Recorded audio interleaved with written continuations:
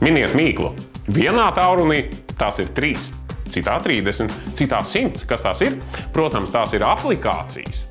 Un šajā reizē īsts un konkrēts piemērs par to, kā aplikācija var palīdzēt profesionālā darbā. Un katram no mums ir sava profesija. Tas nozīmē, ka katram no mums ir sava aplikācija. Arī tiem no jums, kas vēl tās nelieto.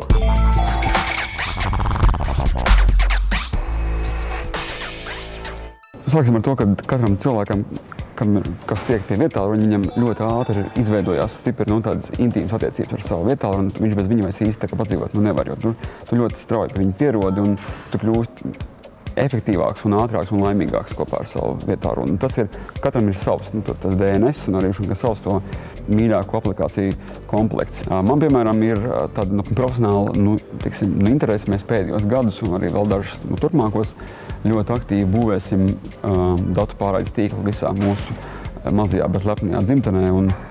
Un tāpēc, lai arī kur es esmu Latvijā vai Rīgā, pat es visur, man ir aplikācija, kas smēra interneta ātrumu tieši te un tagad šajā punktā, kas ir tā kā interneta portāla speedtest.net mobilā versija, mobila aplikācija, kurā es ļoti vienkārši nomēru attiecīgi savienojumu aizturu, milisekundēs, kā arī augšuplādes un lejuplādes no ātruma. Un tas man reiz arī dod ļoti tādu, katru dienu to darot, kā pakāpeniski izveidot tādu eksperta bāzi par to, kā kurās vietās, kā kuros diennakts laikos šis te tīkla pārklājums uzvedās. Un tas man dod arī tādu jau intuitīvu zināšanas par mūsu tīklu, kas man arī pēc tam turpmāk arī ļoti ir būtiski manā darbā.